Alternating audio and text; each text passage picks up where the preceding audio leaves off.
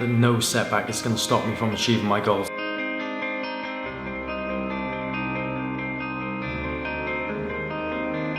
No secrets will be left untold, no stone unturned. I'm coming for what I deserve. This is Relentless. As I don't believe in throwing in all tools into each protocol instantly, there's another tool that I've now reintroduced into my program. This drug is by far the most dangerous that you could possibly use within a protocol. And if used in the wrong way, you can have massive consequences. The drug that I've now introduced in my cycle is insulin. Today we're on push session 3 in my training log. The reason that we had 3 push sessions split up over the weeks is because if you're continuously doing the same exercises week in, week out, there's only so many times that you can progress before you hit a plateau on an exercise. So we always rotate the first exercise of each session and the exercises following throughout. So today's session, the first main lift is a decline plate loaded press, and the following weeks will be an incline barbell press and a flat dumbbell press. Normally we do actually use a decline barbell on this one, but we've actually switched it again to a plate loaded decline. They're slightly starting to plateau on my barbell movements, so we've added an extra session in to rotate that so we can keep progressing throughout.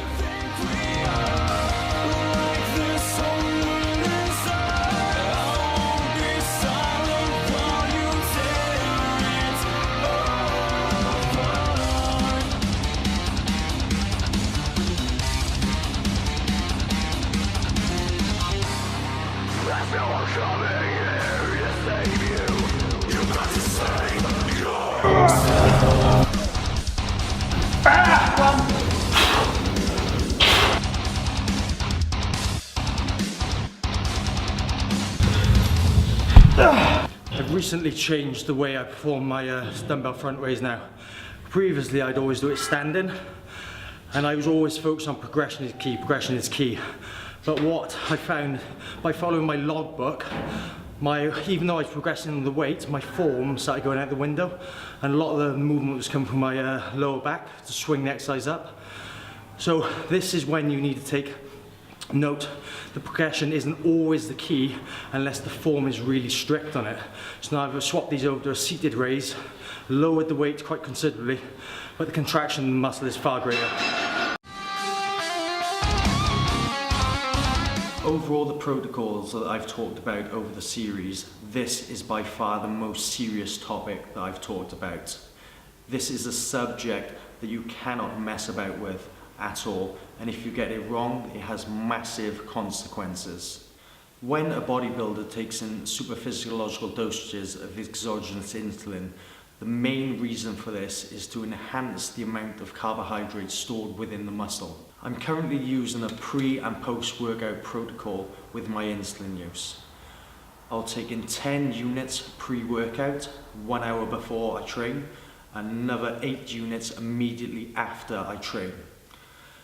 So when you take in 1 unit of insulin, as a rule of thumb, you can generally uptake 5 to 10 grams of carbohydrates per that 1 unit. So that 10 units that I'm currently taking pre-workout, I take in 100 grams of carbohydrates, and the 8 units post-workout, I take in another 80 grams of carbohydrates. As the insulin peaks rapidly between 10 and 20 minutes, it will start to lower blood sugar at a rapid pace. So you need to make sure that you're getting a fast-acting carbohydrate going into the system immediately. With a 4 to 5 hour drop-off point where it will now leave the system. I'm currently using a carbohydrate called cyclic dextrin. This has a high molecular weight that raises blood sugar rapidly, that offsets the drop in blood sugar after the exogenous insulin is injected.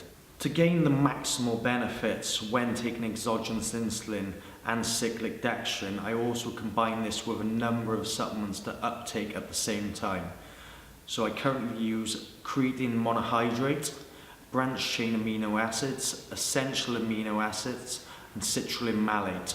All of these will be enhanced uptake into the muscle during the session. One thing you have to be very aware about when following this sort of protocol is not everything always goes to plan, even if you follow everything very specifically. As I previously said, 1 unit of insulin will uptake 5 to 10 grams of carbohydrates. But depending on the energy they actually expending during the workout, it might lower your blood sugar a lot quicker than it normally would. So you might have to keep extra carbohydrates on hand just in case this comes into play. You also have to be very aware of the timings of your meals post-workout to go in line with the onset and the peaks of each spike of the insulin. There's a number of indications that you will experience if you're experiencing low blood sugar. If this does happen, then you must uptake enough carbohydrates with a fast-acting source to offset this. The insulin protocol that I'm currently following, I'll be running for 6 weeks in total, with a 4-week break in between. As with all my protocols for my training, nutrition and anabolics, they will all be monitored throughout. If I plateau in my weight, the first part that I will raise is my carbohydrates pre, intra and post-workout. My insulin will be raised to match this. Likewise, if I feel that I am adding too much additional body fat, the carbohydrates pre, intra and post will be lowered and my insulin will be lowered to match this. On next week's episode, I will be talking about the supplements I use to offset any possible side effects and how I promote optimal health during the cycles. Next week, I will be 6 weeks into my training, nutrition and anabolic protocols. I will be discussing if I'm currently on track and if I think that I'm still going to reach the 50-pound end target.